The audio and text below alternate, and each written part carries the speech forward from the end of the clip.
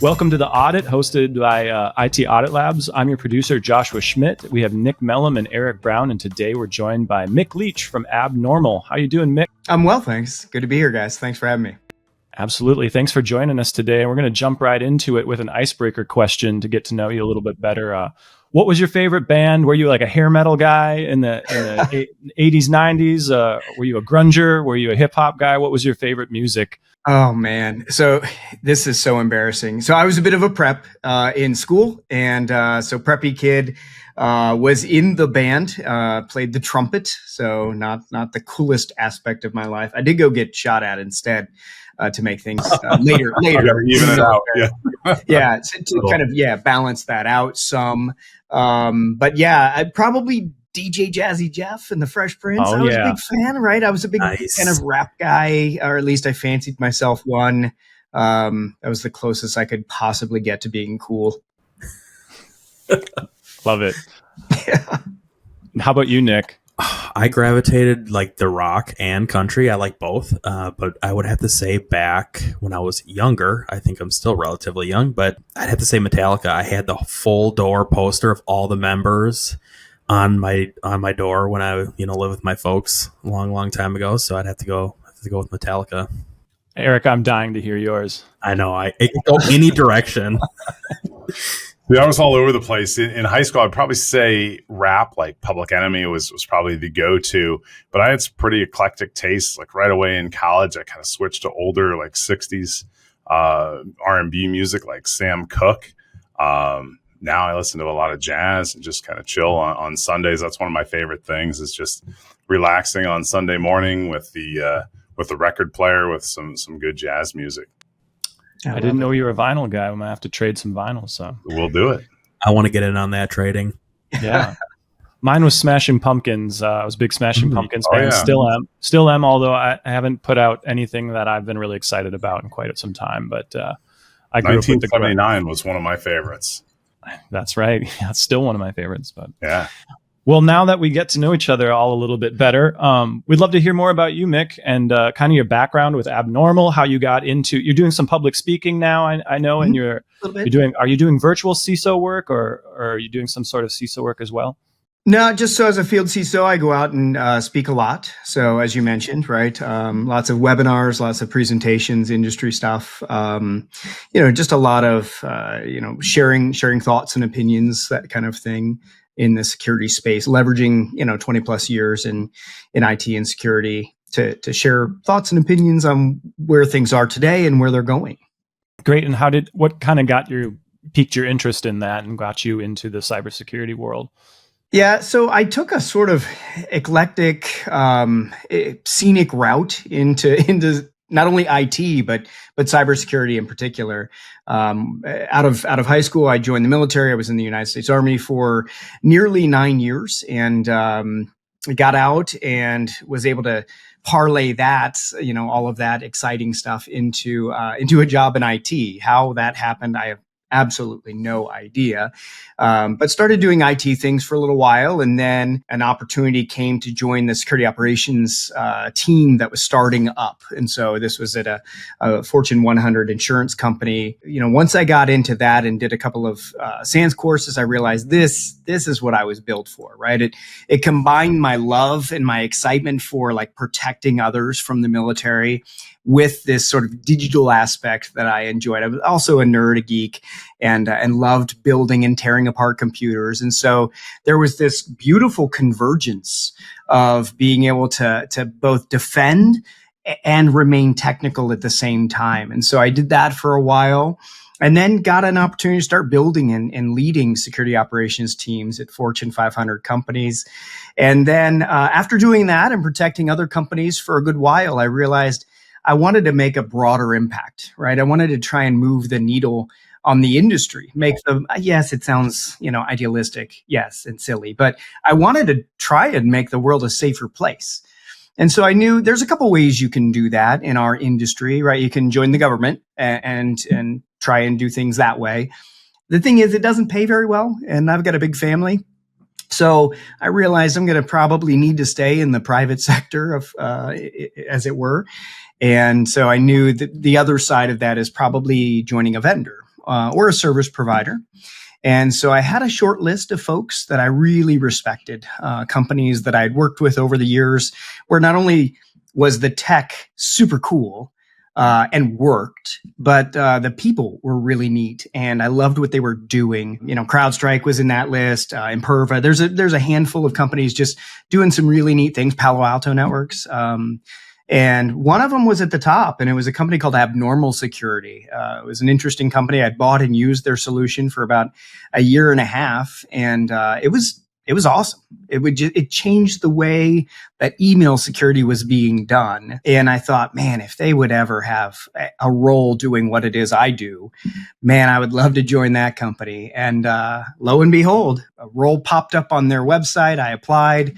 And next thing I knew, I was working for the good guys here. The stars aligned. Yeah.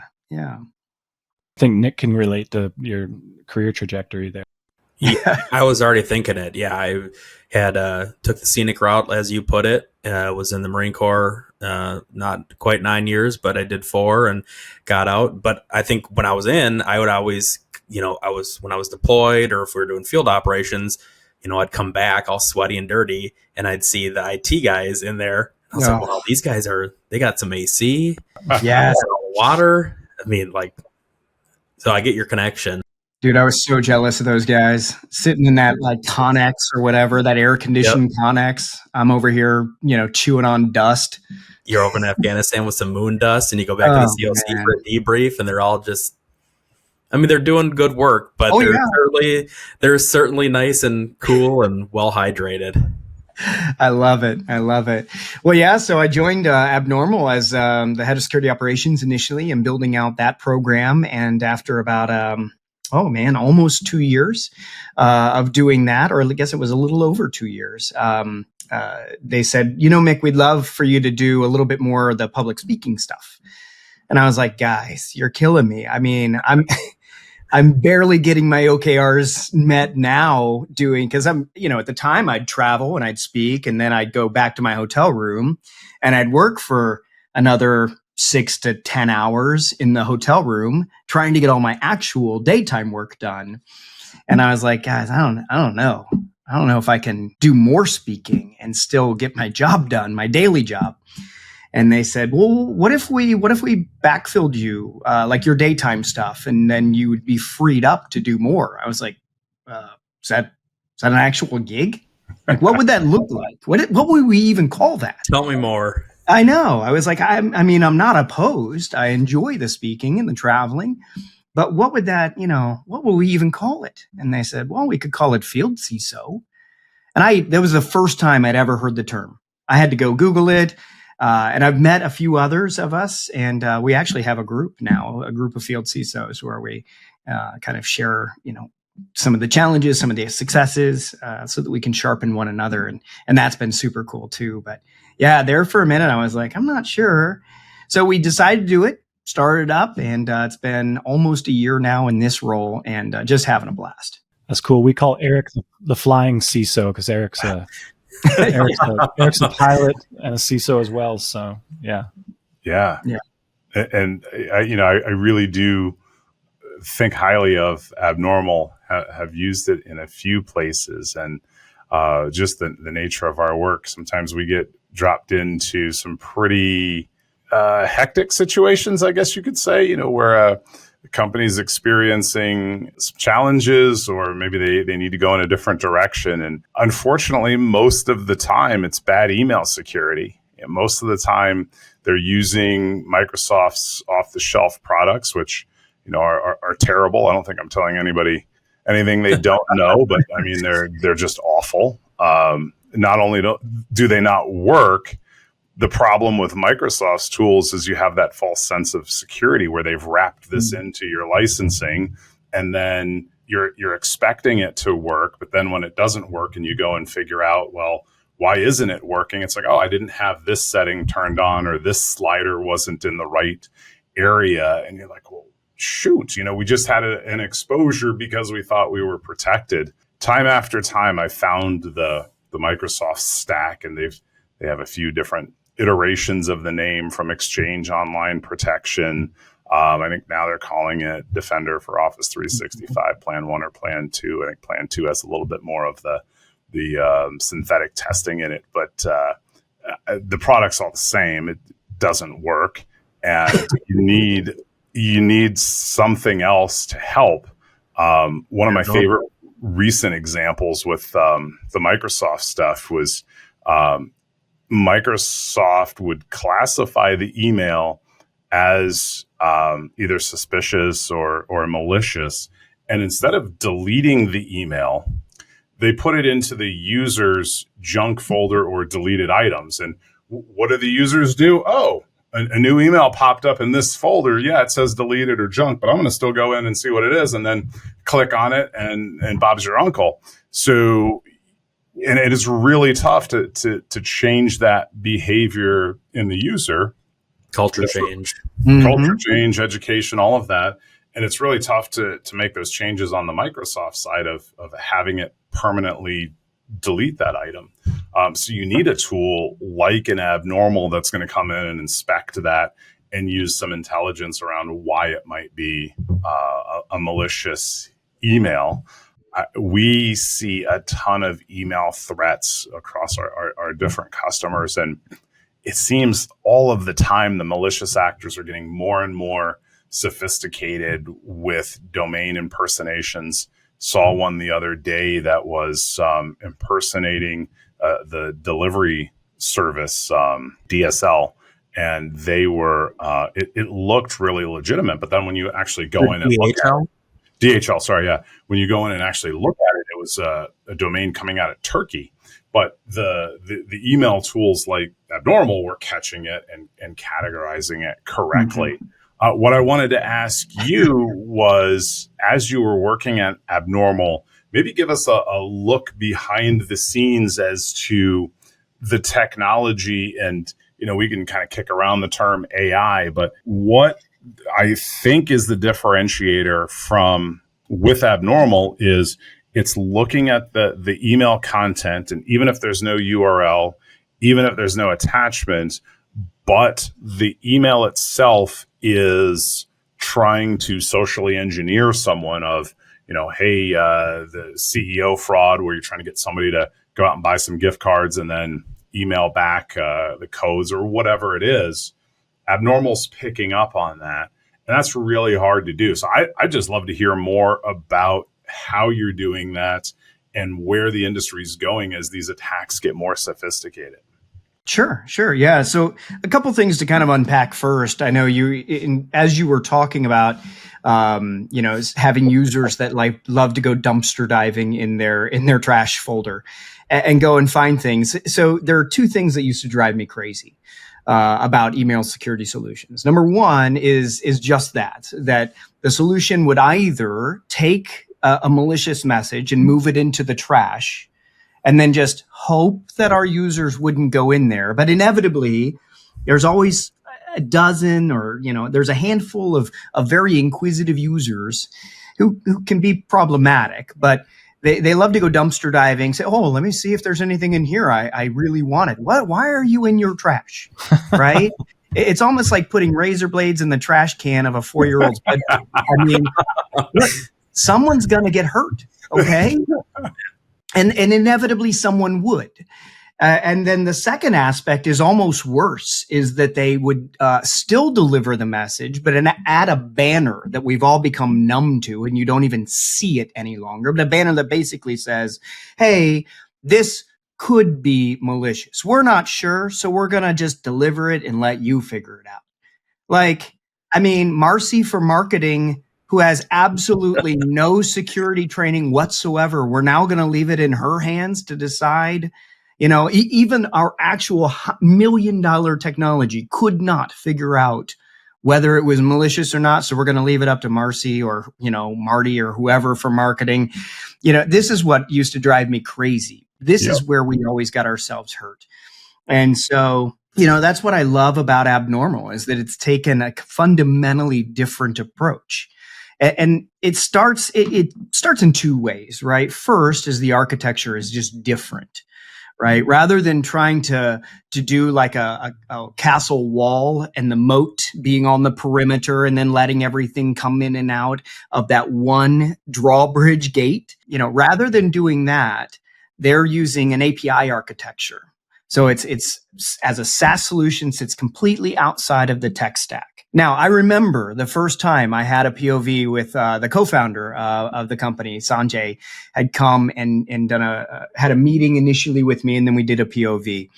And as he was explaining this, I was like, wait.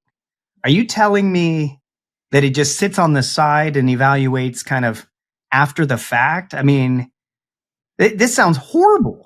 This almost sounds like an IDS for my email. That's like the worst thing I could possibly imagine. Can you imagine something being more noisy than that? Good Lord, there's just no way.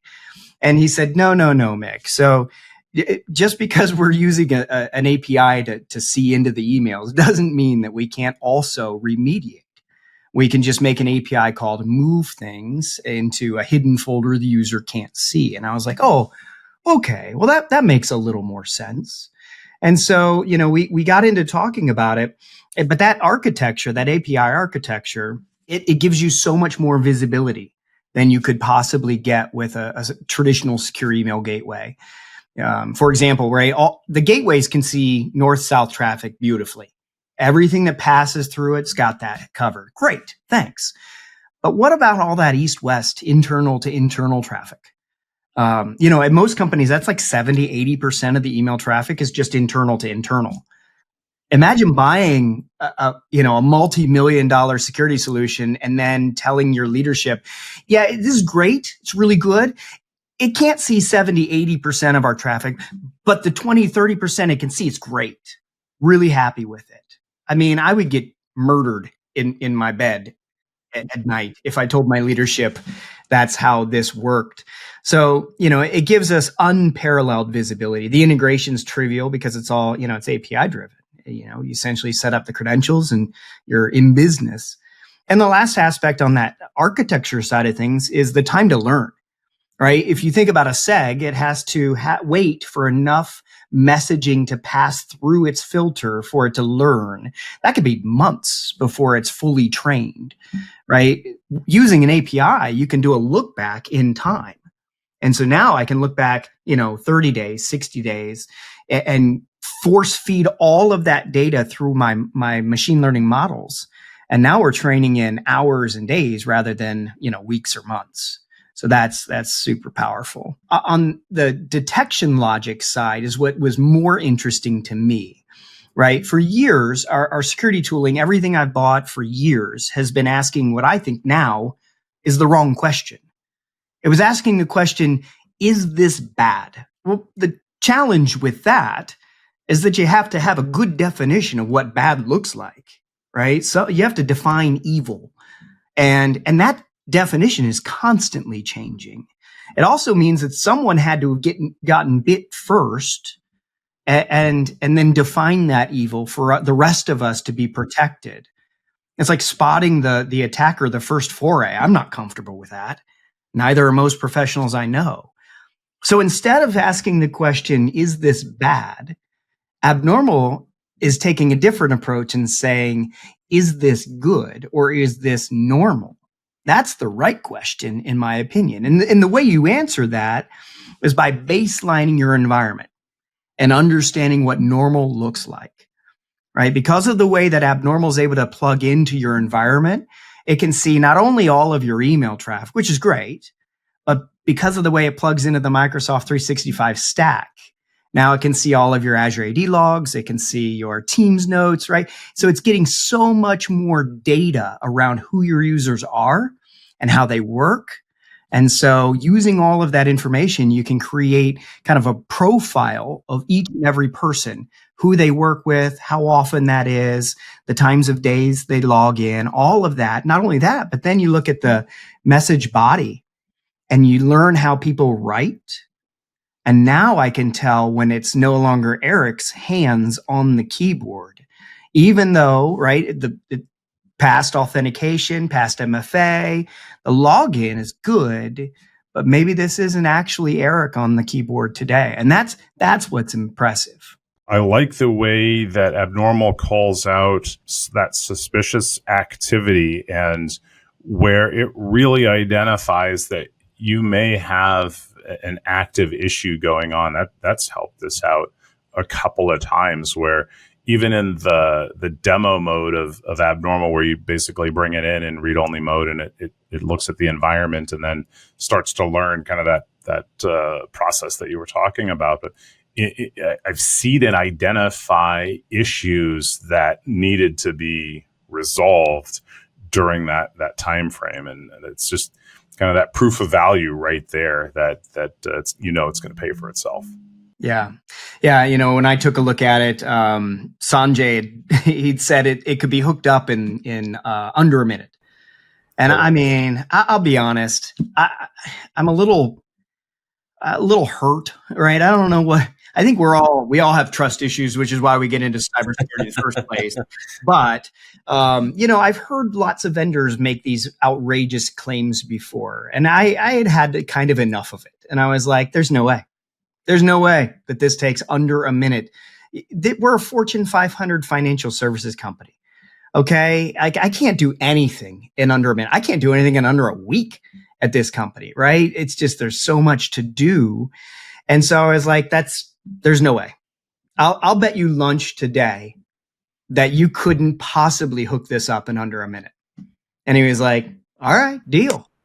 So we brought the admin in, and he had the right creds. And sure enough, Sanjay, thankfully, is a very nice man, and he did not hold me to buying lunch. Otherwise, I would have been, because it was like at that time 35 seconds, and it's even shorter now to get it all hooked up and learning. And I was like, all right, fine, you're right, you win. It only took 30 seconds to get it hooked up. All right, show me the evil. And he was like, all right, well, Mick, let's give it a minute to bake and let it learn, and we'll give you a call. And sure enough, like a couple of days later, he called me up and he was like, all right, Mick, so listen, we've got your report ready for you. It's there's a lot here to unpack. I was like, what do you mean there's a lot to unpack here? I have a great tech stack. I was like offended. I mean, I'd spent 3 years and millions of dollars building the tech stack of my dreams. And so for him to say that there was a lot there to consume, I was like, whoa, hang on now. And he goes, yeah, we'll actually get to that in a minute, but we do want to call your attention to one thing in particular. You have a threat actor that's corresponding with one of your HR business people live right now. And we think maybe you should get involved. I was like, wait, what? And sure enough, I found the email that he was talking about, and yep, there was a threat actor who had claimed to be one of our associates. No kidding. Yeah, oh yeah, they found him, one of our high-paid associates, based at least on title, on LinkedIn, and then cross-referenced that with Instagram. Saw that they were posting pictures from Cabo, having a wonderful time on vacation with their family. And then created their first last name at gmail.com. Apparently they hadn't done that yet, and now never can. And sent an email to HR and said, hey, having a wonderful time on vacation. Thanks for asking. That's why I'm sending this from my personal account, because I don't have access to my corporate account, of course. So, but I just remembered I changed banks at the beginning of the month, and that hotel bill's coming due. So if you could just, fix that up for me, I'd be very grateful. And to her credit, God love her, she said, no, you didn't fill out the right form. It's attached for your convenience. Oh. So it will not surprise you that threat actor filled out that form better than anybody in the history of that company. And she was preparing to make the change when we caught it. And so we were able to very quickly step in and get that squared away. But there were lots and lots of things. I will tell you, I was horrified at the amount of threats that were quietly slipping through my tech stack at the time. I mean, with email, if your users don't complain and your tools don't catch it, you will never know. Right.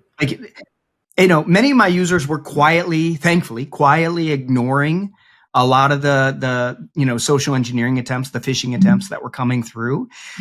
Then a few, as we learned, were quietly interacting with them and, paying bills, fraudulent bills, or buying gift cards because they thought someone in leadership wanted them to. Like, come on, think that through. Like, the CEO does not need you to go buy some gift cards at Best Buy or whatever. And scratch the back off and then send them a picture of it and do all these crazy things. But they do it because it works. Right. It does work. Every time. It does work. And it's the reason I'm so passionate about cybersecurity as a whole. I've had a family member, my wife's grandparents, fell victim to a very, very lucrative for the threat actor, social engineering attack, and they were able to drain their bank accounts out. And, it really hurt them. And so I've seen this firsthand, even in my own family. And I know I'm not the only one. I speak with folks all over the country, and they have had similar things happen. So that's the reason I love my work. I love the fact that I get to, move the needle on the industry and try and make the world a better place. Have you, maybe kind of a random question, but it's still attached to this, have you seen the movie Beekeeper? That's like my dream scenario, right? I mean, yeah, I would love for someone, not me, You might have the credentials to do that. Well, yeah, maybe not like that. No, the movie fit along, and I obviously wanted to tie that in there because you brought up your wife's grandparents, I think it was. Yeah, and it's really clear you can tell the passion that you have just by talking, how you have throughout the show so far. We're talking about some trends. Are you able to get into that a little bit more? Sure. Like what you guys are seeing, maybe what trends are happening now or what you've seen maybe in the past year, whether, we had the Olympics starting now, we had the episode with CrowdStrike last week. Have you seen new trends come up? Maybe if you could just share some of your insight there. Yeah. What we've learned and what I've learned since just in my time here at Abnormal is that threat actors will never waste a major crisis. Right. During the pandemic, they were snapping up domains and creating all kinds of things so that you could register and get your refund or whatever we were supposed to get there for a minute. And the most recent stuff is no different. The Paris Olympics, there's lots and lots of social engineering phishing attempts out there trying to convince you to go to a website that looks like it could be legit. And interact with it, maybe log in, that sort of thing. They're going to collect your credentials and then start logging into your corporate stuff. I mean, not that any of us or anybody listening would ever reuse a password, but there are those, I'm told, that do that. And so that becomes a problem with like credential harvesting. And the CrowdStrike one was no different. We saw right away, even on Friday. So it happened on Friday. Even on Friday, we saw reports from threat researchers on Twitter. Sorry, X now, that were coming up showing that threat actors were registering brand new domains that looked like CrowdStrikeFix.com, CrowdStrike-outage, CrowdStrike-BSOD.com, all of these different fraudulent URLs so that they could stand up websites that look legit and then start sending out those phishing emails that will ultimately harvest credentials. So that's kind of the biggest thing we've seen in terms of new threat vectors that are constantly coming out. A couple other big ones that we've seen lately that they've been occurring for a little while now, but are not going to get better. They're going to continue to get worse. Number one is like QR code phishing, right? Mm-hmm. This one's nasty because and for a reason many people don't think about. It's largely because if someone sent you a QR code, an email with a QR code in it to your corporate email, how are you going to scan that QR code? You're going to use your personal phone and break out of the corporate walled garden. Absolutely. That's exactly what you're going to do. Everybody does the same thing. They pick up their phone, they point it at the screen, and now you are sidestepping your entire tech stack. Brilliant. Multi-million-dollar tech stack. We've got all these things to protect our users, and now they've convinced them to use something else.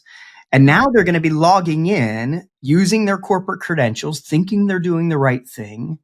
But now we don't have any logging, we don't have any alerting, we don't have any defense capability. And so that one's particularly nasty for that reason. Well, Josh does love the QR code menus at the restaurants. So that's right. Yep.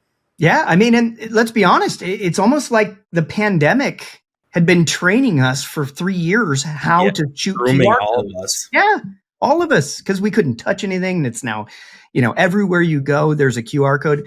I went to an event last November in Columbus, Ohio. I live a little bit north of Columbus, Ohio. And I was down. That's like my backyard, this hometown for me. And went to an event there and had to park and went to shoot, because now even the parking meters use a QR code that you shoot, and then you interact, you pay online basically. And I was getting ready to shoot the QR code, and I noticed it was curling up at the edges. And I thought, well, what is that all about? And started to unpeel it. The actual QR code was underneath. And so I chopped that one just because I'm a security guy, right? And I'm a geek and I'm curious. That's why we all get into this and are good at it. So I looked into it, and it went to a fraudulent website that looked I didn't know what the real one should look like. So that one looked. If it wasn't you wouldn't have caught it. Nope. Would not have caught it. I have no idea how much that they could have cleared with that. So the QR code ones are particularly nasty because they're everywhere. And even folks like my grandparents have now been trained through the pandemic, right? They didn't know how to work a smartphone. Now they're shooting QR codes all over the place because the pandemic taught them how. Yeah, they're on commercials on TVs now, Yeah, the side of buses. Would that be called quishing? It is, and I hate that phrase, and I avoid saying it. I can't say it without feeling nauseous. Quishing, kishing, I don't know. I was just curious. We just talked about the QR code phishing or quishing, whatever you want to call it. Have you seen any other unique threats emerge? It almost seems like the traditional keyword search is a little outdated, although it probably blocks a good portion of malicious emails, and probably still useful to some degree. Maybe you can speak to that. But have you seen any other trends besides the QR phishing that have been popping up that might be interesting? Sure. Yeah. Let me give you two more then, because the one you just brought up reminded me of a short story, and I promise I'll try and keep this short. At my last gig, talking about different kinds of attacks, the keyword searches is what we had in my secure email gateway at the time, and it was good. It did a good job. It caught things like Bitcoin and kind of the stuff you would expect. But I had a sextortion campaign roll through. This was ultimately what drove me to look for something else, where I ultimately found Abnormal. And in this particular one, I had an enterprising threat actor who had taken a screenshot of the extortion note that, if you've not seen these, they purport to have turned on your webcam while you were surfing pornography on your corporate computer. Because who doesn't do that? Just on the daily. You would be surprised in some of It's funny you would say that, because, yes. So we sent this out. The thing was, because it was a picture, right? The resulting JPEG file was not malicious in any way. He pasted that in as the body of the message. And my seg couldn't read the words in the picture. So it sailed right through all of my security stack and started causing quite a stir when it landed in my users' inboxes. I started getting these weird phone calls like, Mick, do you know how to open a Bitcoin wallet? I was like, oh boy. What? You know what? I don't even want to know. Yeah, I don't want to know. At any rate, it's those kinds of things that short circuit many of the traditional security controls we've been using for years. And I had never seen one like that. And that was one of the first things I brought up to Abnormal when I sat down with Sanjay, was like, hey, here's a recent example. Could you have caught this? And he said, oh, yeah.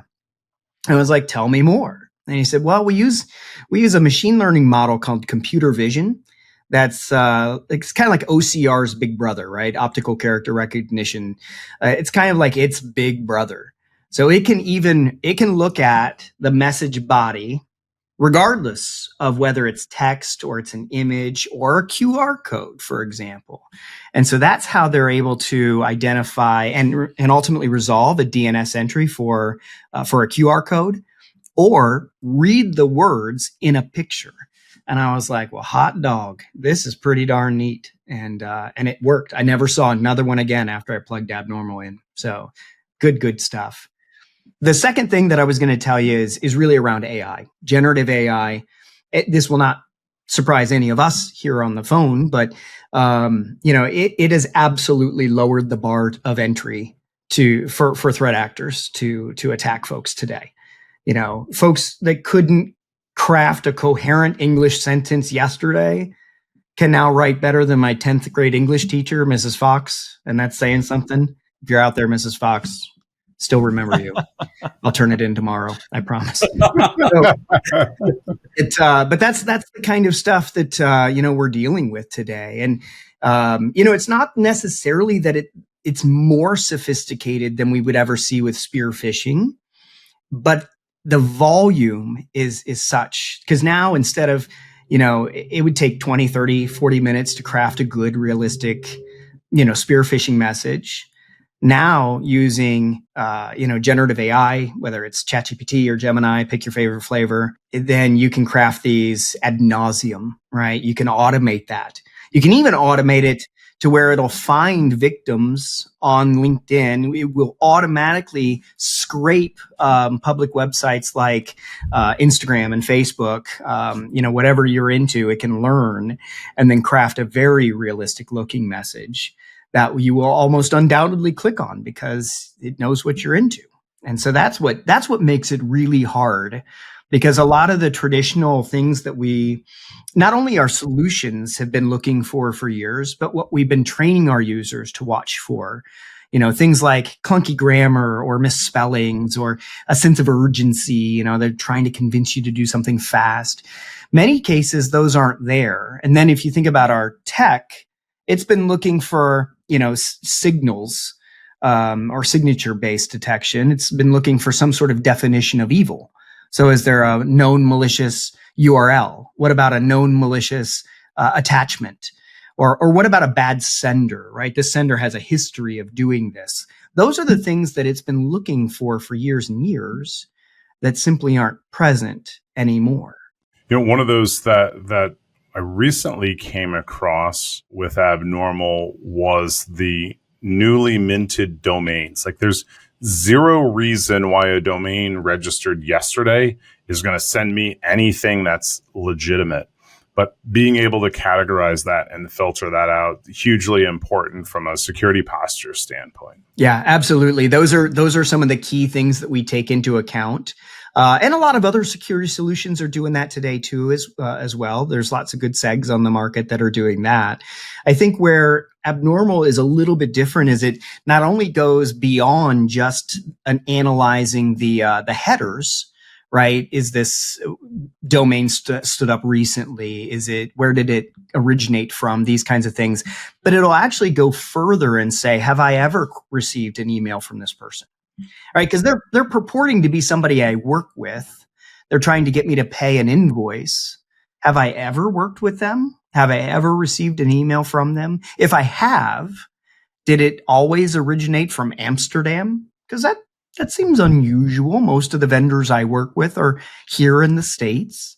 And so it can even look at those mismatches of, yes, you work with this person, but that origination is actually from Amsterdam and it's never come from there before.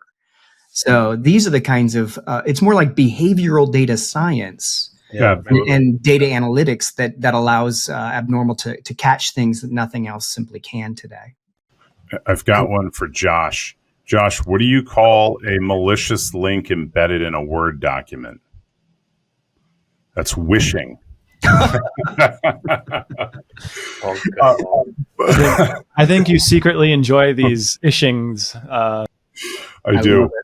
Uh, so Mick, with abnormal, right? All of abnormal's eggs, so to speak, are in really largely one basket. And I know there's some ancillary work around Slack and Teams and things like that, but a majority of security is related to email security. And that's a huge thing. I mean, email security is the number one and two issues of security pretty much any organization you work with. Like if we go into work with an organization and we ask them what email filtering tools do you have, and they don't have anything but the incumbent tool that comes with the email suite that they've purchased, that's a red flag of, okay, from a maturity perspective, they're probably down here and they've got some work to do. But that said, if Microsoft were to say, hey, we really want to get better at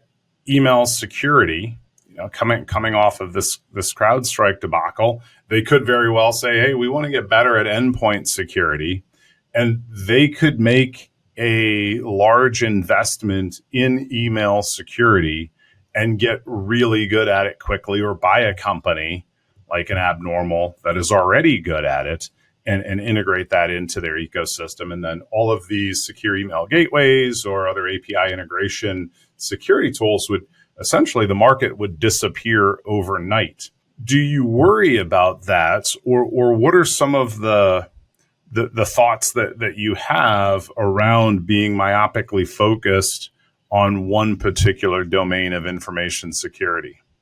So I'm so glad you brought that up, because that's exactly what I asked when I interviewed with Sanjay, co-founder of the company, before I joined the company.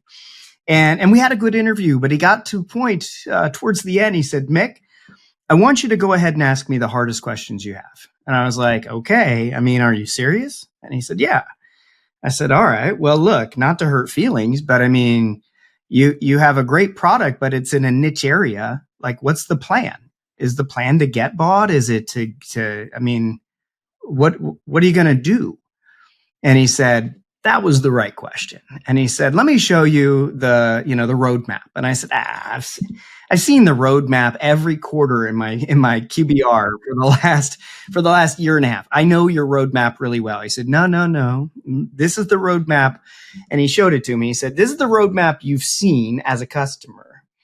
Now, because you've signed an NDA as part of this interview, here's the roadmap that we really want to tackle. And I remember looking at it with my eyes just like dinner plates. And I was like, are you serious? Are you really going to try and tackle all of this? And he said, yep. I said, all right, well then I'm in. I want to be a part of what you want to do. So, even, and I've been here almost 3 years. It'll be 3 years in like 3 weeks.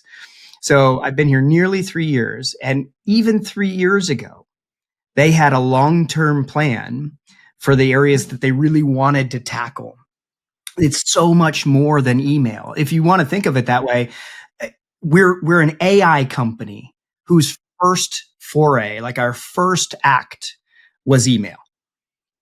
But there's more coming, and you've seen that so last year at RSA, so in 2023. That's when they released, Eric, you alluded to it, right? That same detection, like anomaly detection that we're doing for email, we released for Teams and Slack and Zoom.